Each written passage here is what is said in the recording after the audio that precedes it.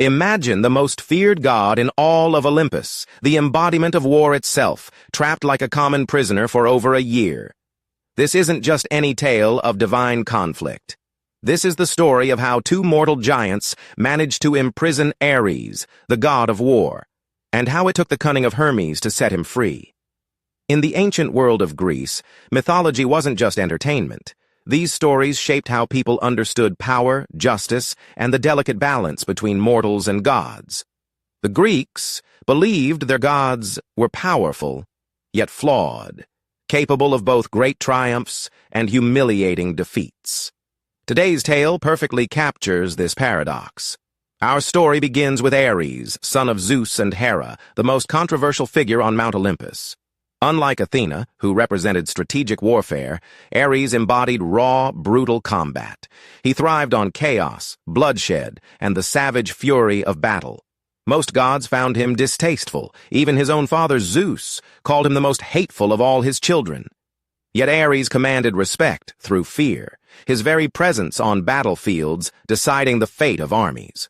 But power without wisdom often leads to downfall, and Ares was about to learn this lesson in the most humiliating way possible. The antagonists of our tale were the Aloati, twin giants named Otus and Ephialtes. These weren't ordinary mortals. Born to Iphimedia and supposedly fathered by Poseidon, they possessed supernatural size and strength. Ancient sources describe them growing at an incredible rate, gaining 9 fingers in width and 9 cubits in height every year. By age 9, they stood 36 feet tall and were still growing. These giants harbored ambitions that would make even gods tremble. They planned to storm heaven itself, piling Mount Ossa upon Mount Olympus, then Mount Pelion upon Ossa, creating a stairway to the divine realm. Their ultimate goal wasn't just conquest, but marriage. Otus desired Artemis, goddess of the hunt, while Ephialtes coveted Hera, queen of the gods. Such audacious plans required eliminating potential opposition, and who better to neutralize first than Ares, the god who could rally divine forces against them? The twins devised a trap that would exploit the war god's predictable nature. Ares, ever eager for conflict, couldn't resist when reports reached him of 2 giants threatening the natural order. He descended from Olympus, confident in his divine might, expecting another easy victory to add to his endless catalog of conquests. The god of war had faced titans, monsters, and countless enemies. What could 2 oversized mortals possibly do to him? This arrogance would prove his undoing. The Aloati had prepared carefully. They'd forged a bronze jar, massive and virtually indestructible, specifically designed to contain divine essence.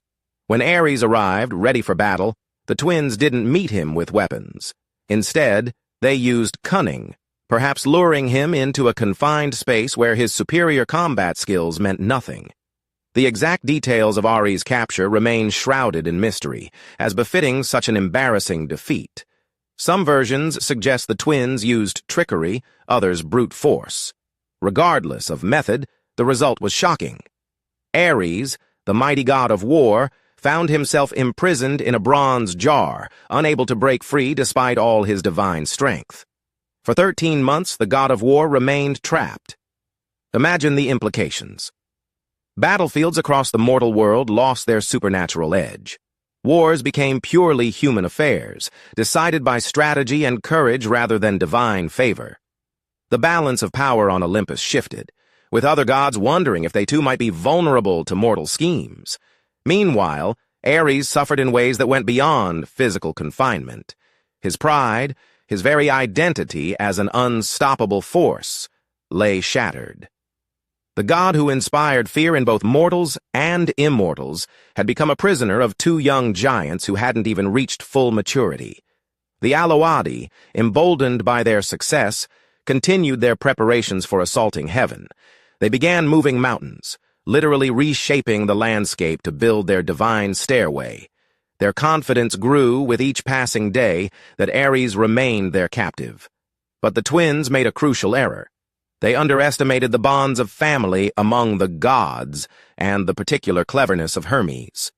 Hermes, messenger of the gods and master of cunning, couldn't ignore Ares' prolonged absence. Despite their difficult relationship, Family loyalty ran deep among the Olympians. More importantly, Hermes understood that if mortals could imprison one god, none of them were truly safe. The messenger god began investigating, using his unmatched ability to travel unseen and gather information. He discovered the truth about Ares' imprisonment and realized that direct confrontation with the giants would be futile. The same trap that caught Ares might ensnare him too. Instead, Hermes employed his greatest weapons: wit, deception, and his silver tongue. He approached the situation not as a warrior, but as a diplomat and trickster. The exact nature of his plan varies in different tellings, but all versions emphasize his cleverness over strength. Some accounts suggest Hermes negotiated with the giants, perhaps offering them something they wanted more than their divine prisoner. Others describe elaborate deceptions that convinced the twins to release Ares voluntarily. The most dramatic versions have Hermes creating distractions or exploiting the giants' own hubris against them. Whatever method he used, Hermes succeeded where brute force had failed. After 13 long months, Ares emerged from his bronze prison, free, but forever changed by the experience. The war god's rescue marked a turning point in the giants' story. Their success against Ares had been their peak achievement, and losing him began their downfall. The gods, now fully aware of the threat the Alauadae represented, took decisive action. Artemis herself dealt with the giants, using her own cunning to turn their desires against them. She transformed herself into a deer and ran between the twins while they were hunting. In their eagerness to impress the goddess they both coveted, Otus and Ephialtes threw their spears simultaneously. The deer vanished, and each brother's weapon found the other's heart. The mighty Alauadae, who had imprisoned a god and nearly reached heaven itself, died by their own hands through misdirected passion. This myth resonates with timeless themes that speak to human nature. It demonstrates how even the mightiest can fall through overconfidence, while the clever can triumph over the strong. Ares represents raw power without wisdom, the Alauadae embody ambition without restraint, and Hermes symbolizes intelligence overcoming seemingly impossible odds. The story also explores the complex relationships within families and communities.